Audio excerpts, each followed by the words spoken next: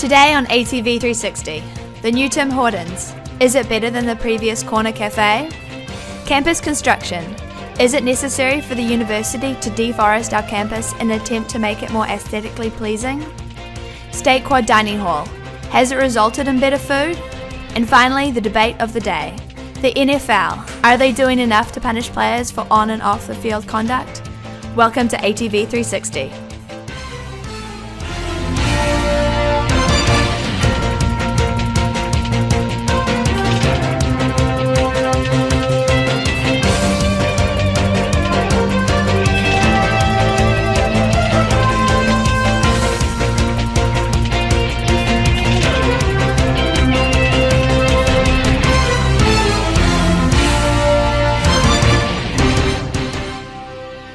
Welcome to ATV 360. I'm Suzy. I'm Kevin Fox. And I'm Lisa Belli. We're going to go to our first report of the day by Casey Wise on the new Tim Hortons. If you've been looking for a new place to eat on campus, well, you're in luck.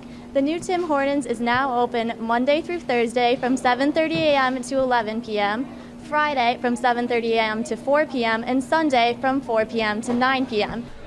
Let's see what the students think Tim Hortons will bring to campus. We'll get a coffee, especially when kids are tired from waking up early classes and stuff like that, or studying late and things like that. I think it's just really nice to have another area in the campus center for students to kind of just lounge and sit. They're nice seating areas. I think it's just really kind of cozy. It's a nice addition. I was looking for a new coffee shop because this is what we have immediately around us. So I was looking for something new. I asked J. Eric Smith, the Executive Director of the SUNY Albany Auxiliary Services, why UA chose to partner with Tim Hortons. We had to freshen the corner cafe space. We were having some facilities issues, and it was time for a facelift. So whenever we have the opportunity to reinvent one of our spaces that way, we like to go off and see what the market availabilities are and what would work well for it. So we looked at another in-house concept, which is what Corner Cafe was, and then we looked at other, Dunkin' Donuts and places like that. And what we found was that in places where Tim Hortons, and Tim Hortons is eager to get into the market. There was one put in up at Plattsburgh. They've opened several branches down in the city, and the response had been really, really favorable. Mr. Smith cleared up the rumors of whether or not Tim Hortons food would soon turn to Chartwell's food with Tim Hortons recipes. That's absolutely not true. All of the operations here on campus are run under the Chartwell's contract, so it's a franchise. So basically, Tim Hortons, in order to agree to having the Tim Hortons name put on something, any company that buys a franchise has to be able to live up to their technical specs and their menus and their corporations. From the Campus Center, this is Kelsey Wise, ATV 360. Thank you, Casey. Now, Kev, as a big coffee drinker yourself, what's your opinion of the new Tim Hortons? New Tim Hortons is way better than the old corner cafe. I like it a lot. You can get donuts, bagels, coffee at it. I know I'm going to sound like I'm a commercial for Tim Hortons, but really, I mean, even if they put a Dunkin' Donuts there, it would have been better than the old corner cafe. There's new comfy chairs and couches. It's magnificent. I mean, I used to go to the old corner cafe, the Green Mountain Cafe. I thought it was really good. And we don't need to spend more money to give students bagels and donuts and stuff. Why don't you go right across the way to Outtakes, or you can wake up early and go in the morning to your dining hall. Well, that's the thing. We got Outtakes still. If you miss the Green Mountain Coffee, you can still get it at Outtakes. And we're not really spending money on Tim Hortons. Tim Hortons is sponsoring putting their store there. Yeah, but we do have to pay them for a fee. It's a franchise, but it comes back. It ends up money neutral. It's revenue neutral. That's what it is. The money comes back from the money that Tim Hortons makes. We cover that fee, taking out of students' lunch money and students that kind of. Yeah, but who paid to build it? Who paid to redo all of it and paid for the new furniture and all the new ovens and all the new things that they used to cook? Who paid for it? UAS paid for it for sure, but that's still better. But that's still way better than new. That's such a waste of money. What's your opinion on the actual feel of it? Because the Corner Cafe, it wasn't a franchise like you said. It wasn't a chain. It was much more relaxed. I think that there was nice couches and stuff. Yes, it was a chain. Green Mountain Coffee? Green Mountain Coffee, but not Corner Cafe. Green Mountain Coffee was own Corner Cafe. That was a franchise. Yeah, really it was. It's okay, Suzy, it happens. But I just think that it's so unnecessary to spend all this money on construction and all these things for it to what? So students can eat more donuts and bagels that they have in so many other places on campus. It's just such a waste. You can get coffee on campus. You don't need special Tim Hortons coffee. Not saying it's bad, because I love Tim Hortons and I like going there, but it just was a waste of money. So you think we spent too much money on it, but you will admit it is better than the old corner cafe with the new couches. No, I'm not admitting the bagels, that it's better than the new corner cafe. I'm saying you I like just said Tim Hortons. You love it. Yeah, I love Okay. Tim Hortons coffee. Final I also love thoughts. Renowned Cafe coffee. Listen, we didn't spend it. The money we spent on it, we're going to get back. It's much better than the old corner cafe. It's an improvement. And I just think it's such a waste of money, and it wasn't necessary to change and bring in new coffee. Okay, stay tuned after these messages from Albany Student Television.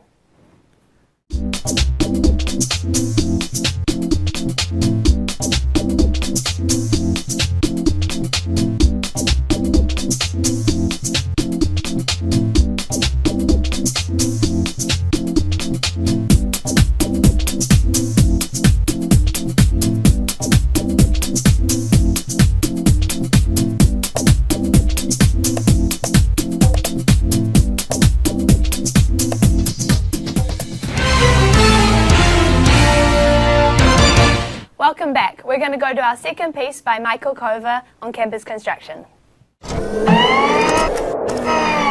Although it may be hard to imagine, the natural wooded area behind me is actually located on UAlbany's campus.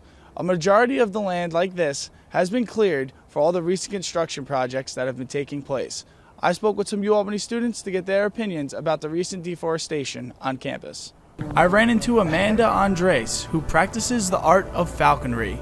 She shared a few thoughts with me about all of the recent construction taking place on campus. It's tragic that they're removing so much of our natural habitat on campus. Although it's an urban environment, it's still home to a great amount of wildlife, provides food and shelter and habitat for the local wildlife.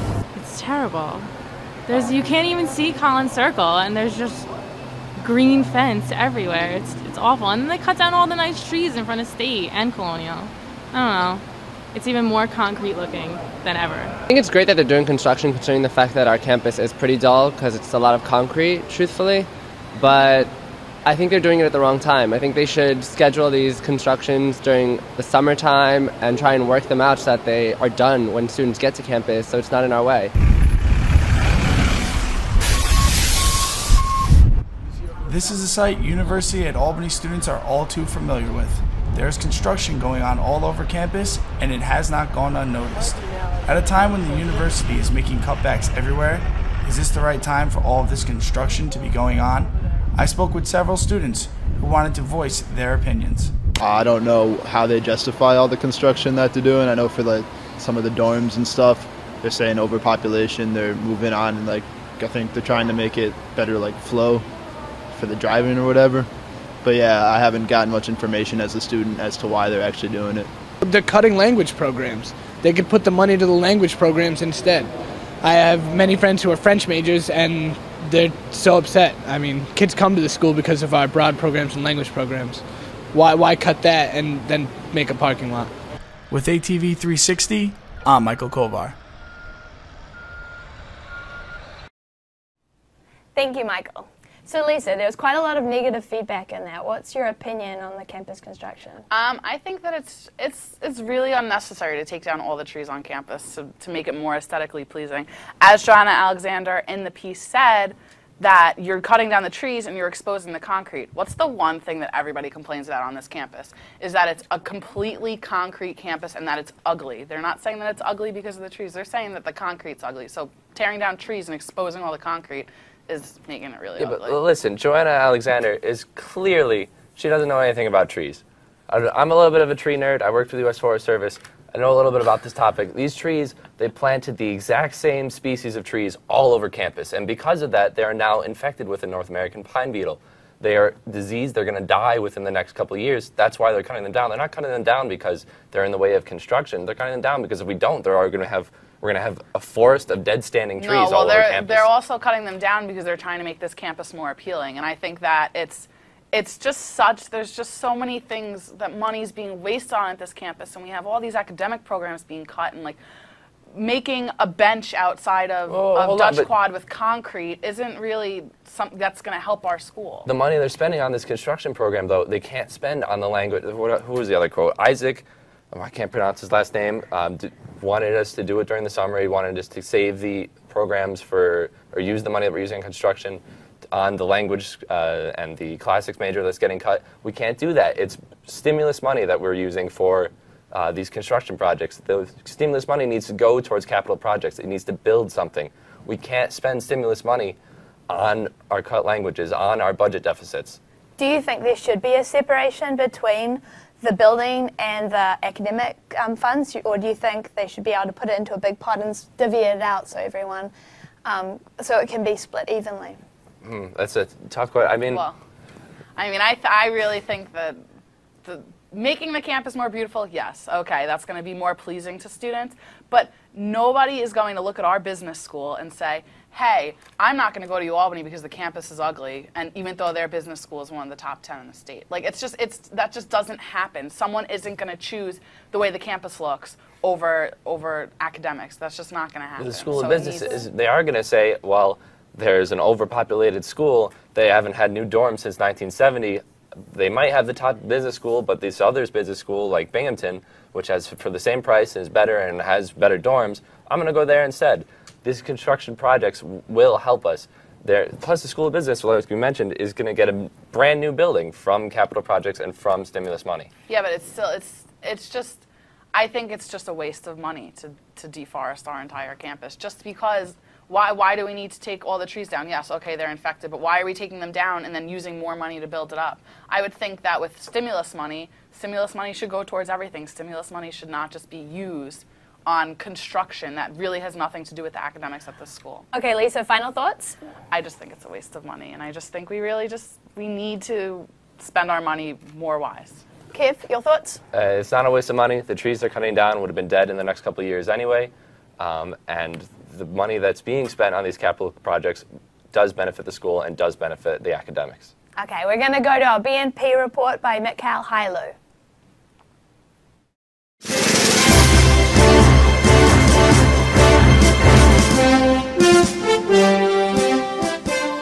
I'm standing here outside the lecture centers where on Saturday, October 23rd, Precision UAlbany Step Team held their annual Showtime at the Apollo Talent Show inside of Lecture Center 7 and brought a little bit of Harlem to SUNY Albany.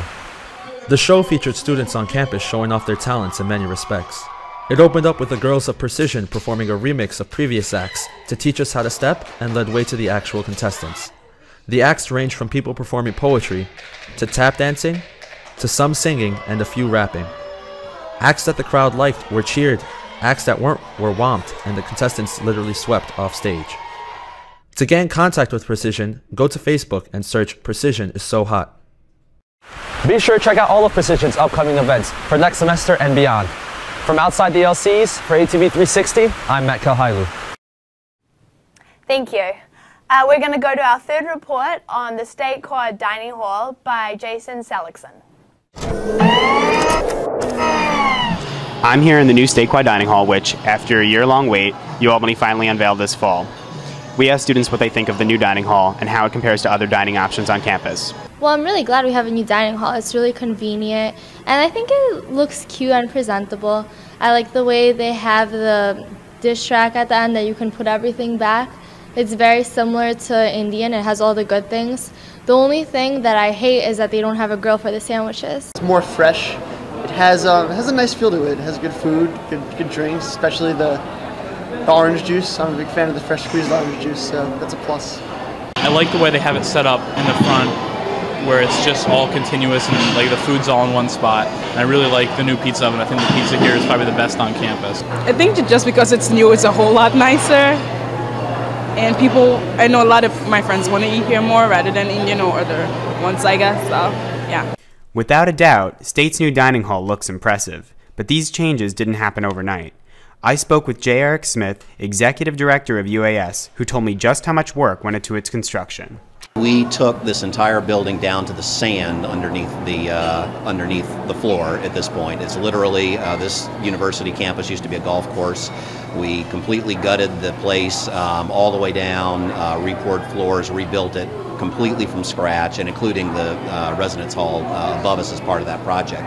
J. Eric Smith also mentioned that the State Dining Hall was modeled after last year's construction on Indian. Both new dining halls will serve as models for future renovations on other quads. In this one, what we're trying to do for each of the renovated dining halls is sort of have some distinctive element. In this case, it would be the wood-fired pizza. It would also be a lot of the focus on fresh prep and fresh fruit. I mean, there's something different every time, so it's not like it's really repetitive. We have options too, which is important. Like there's usually like a steak option, a chicken option, or even like just a wrap, and it's not a long line to get a wrap. So it's overall a good experience. Yeah, we're very pleased. I mean, it really is a transformation for those who have been here long enough to have seen Indian and State before the renovations. You know, it's night and day. Freshly squeezed orange juice, a wood-fire pizza oven, and the meal trade options in the Capitol Cafe are just some of the features exclusive to State's Dining Hall. Also unique to State Quad, it's open on weekends, so if you'd rather avoid the Campus Center on Saturday, you're in luck. In the State Quad Dining Hall, I'm Jason Seligson, ATV 360. Thank you, Jason. So, wood-fired pizza and freshly squeezed orange juice sounds good to me. What do you think, Cap? I agree. And once again, I'm going to sound like a commercial for State Quad Dining Hall again, but I don't care. It's delicious. They had chicken wings there on a regular basis. I walk from Colonial to State Quad in order to eat there. It's way better. New facilities like Tim Hortons means new food and better food. Yeah, but it's the same food. It's still Chartwell's food. It's not changed. It's not that State Quad has new food. It's that they have all the food that is done, say, on Dutch when they have just special nights. All that food is out on a regular basis at State Quad Dining Hall. So it's just like, you have a favorite thing. Like when I lived on campus, my favorite thing was chicken parm night because chicken parm is always delicious. Yeah, because chicken parm, you lived on Dutch, right? Yes. Dutch, of course. Dutch had good food I lived on Dutch too, and they had good food about one night a week. State Quad has good food 7 nights a week. It's because excellent. All of the food is out at one time because you have a choice. You have a choice between a wrap or if you want pizza or if you want a salad, if you want their hot food, there's a plethora of hot food there. It's not that the food is better, it's that you have more choices, which makes it seem better, but it's the same Chartwell's crap. No, it's not. It's not the same Chartwell because they've got new facilities, so they're making different food. They make different food at State Quad than they can make at Dutch or Colonial. Indian and State Quad are pretty much even. Okay, so they freshly squeeze their orange juice and they have wood fire ovens for their pizza. Best pizza on campus. If you want to compare that to the Dutch pizza, which is basically like a thin slice of cardboard and a little bit of ketchup. Do you think they need to update the Dutch dining hall, or the Dutch dining hall? You know, I don't know if we have the money for it, but yeah, it could probably use a little update. Those couches in the back there look like they've had about, I don't know where those stains come from, but it makes me a little nervous. And also, the good thing about State Quad, though, is also they're starting a new culinary arts program. I don't have this from any official source. It's a rumored program. I'm sure it dependent on some kind of funding, but they're going to have a culinary arts program where you're teaching people how to be chefs. A 4-year program, and they're going to cook on State Quad. That's gonna they're gonna cook on State Quad, and they're gonna give them what are they gonna graduate with a 4-year degree in the culinary arts? Yeah. What? Oh, so okay, let's cut all our language programs and give them that kind of program. That's great. We're not just cutting. Where did you get this information from? This is from people on State Quad. This is a rumored program. I don't know if it's official. Yeah. Who knows about that? Okay. Well, final thoughts. All right. State Quad food, way better. Go eat there. Try it. State Quad, same Chartwell's crap, not really anything different. Okay, stay tuned for after these messages from Albany Student Television. Chit Chat! Chit Chat's on!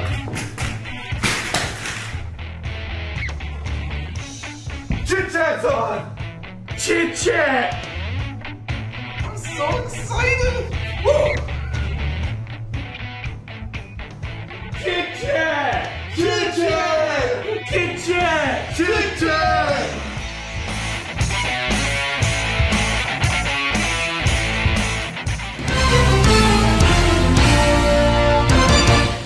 Welcome back. We're going to go to a report on field hockey by one of our very own, Elia Francis.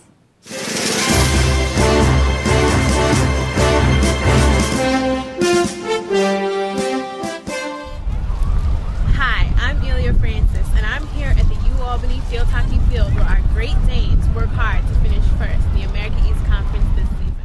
As of October 19th, our girls are ranked 18th on the Kookaburra NFHCA Division I Coaches Poll for the third week in a row. This past Sunday, October 24th, after an intense 2-hour game with double overtime and a penalty shootout, UAlbany came out on top, winning 5-3 over Boston University. This was also the last home game for the senior field hockey team members. What a great way to finish the day. In their overall season so far, UAlbany has won 13 games and lost 4.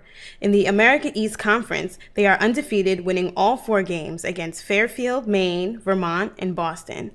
Tied for first place with New Hampshire, the two teams will play for the title Saturday, October 30th in Durham, New Hampshire. The winner will host the upcoming tournament.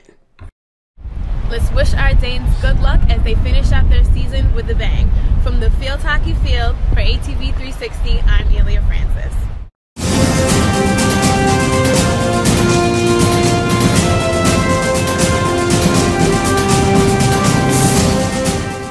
And now, the debate of the day.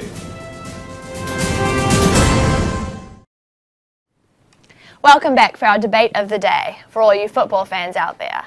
Every year the NFL tweaks their rules, and this year is no exception with the unnecessary roughness rule. Lisa, tell me, do you think that this has gone too far? Do you think the footballers should be dealing with this rule? I am a huge football fan. I'm a Giants fan. I love to watch football, any game, but this rule is going to make the NFL into flag football, two-hand touch football. This is a ridiculous rule because football's a hard-hitting... What specific rule are you talking about right now? The unnecessary roughness rule, which has already been, it's been there since, you know. It's newly been brought in this year. Newly been brought up, hasn't been changed yet though? No, it hasn't, no. Okay, so just when you say new rule, I'm just trying to clarify. It's really an old rule. No, it's a new rule. Sorry, continue then, excuse me. So, well, basically, it's ridiculous because of the fact that football's a hard-hitting sport. You know you're going to get tackled. You know you're going to get pushed down to the field. You know that you're going to hit into someone. There's adrenaline rushing. What makes a difference if they hit a little too hard? I don't think any of it is ever done on purpose. And if it is done on purpose, then yes, then it should be brought there. But it's just so unnecessary. Even if it's not done on purpose, I think the new rule is really, and the new fines, the people that are getting fines, even though they didn't break any rules, are getting fined because of helmet-to-helmet hits. One guy, he had 2 helmet-to-helmet hits in the same week. He got fined $75,000 by the league.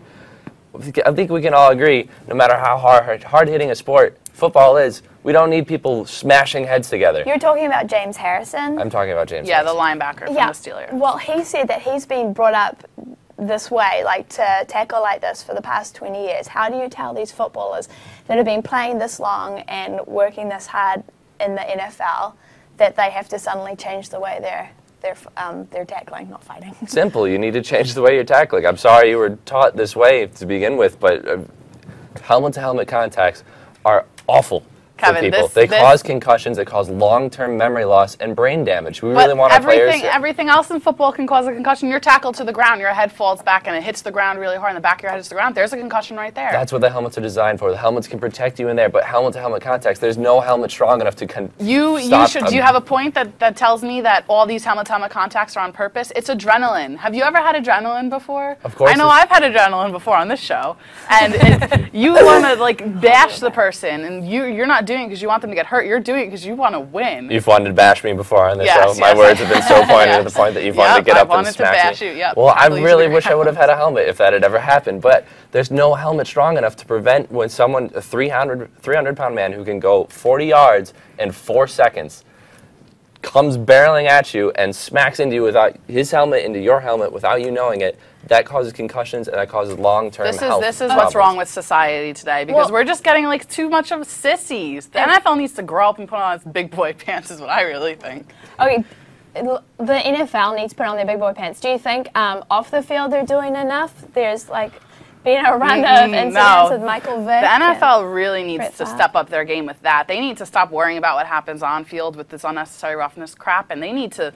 focus on the off-field players, like Brett Favre with this new sexting scandal. Supposedly this morning, they decided that this girl doesn't have enough evidence. But from what I've been reading, in 2008 he texted this Jets hostess and was sending her lewd pictures, and it was going way too far for this girl, and that's a scandal. And there's also been Ray Caruth, he has a lifetime sentence. That's really, you know, showing that the NFL players are great. I really feel like NFL players. As professional sports leagues, NFL is one of the squeakiest clean images, and you can see it from these really. new fines. Wait, really? Squeakiest clean images? No, yeah. You tell me 1 in 5 NFL players are found with crimes in their lifetime while they're in the NFL. Yeah. 1 in 5 players. Show me another sport. Is it crimes in their lifetime? What crimes in their lifetime? So they might have accidentally stole something from a gas station. No, once? no. They're talking about. Is the NFL doing enough to prevent this? Like they're fining James Harrison $75,000 for hitting someone, but then Michael Vick goes and has dogfighting, and I mean. Well, honestly, I think the NFL is one of the most reactionary professional sports leagues in the country compared to baseball, compared to basketball, compared to lacrosse. Because, like you said, they didn't. These people who had helmet-to-helmet contacts, which I think are wrong, and we need to have rules against and punish people for. Still, they were fined $75,000 for they hadn't even broken a rule. Okay, you're talking last thoughts, Kevin. Okay, NFL has plenty of rules.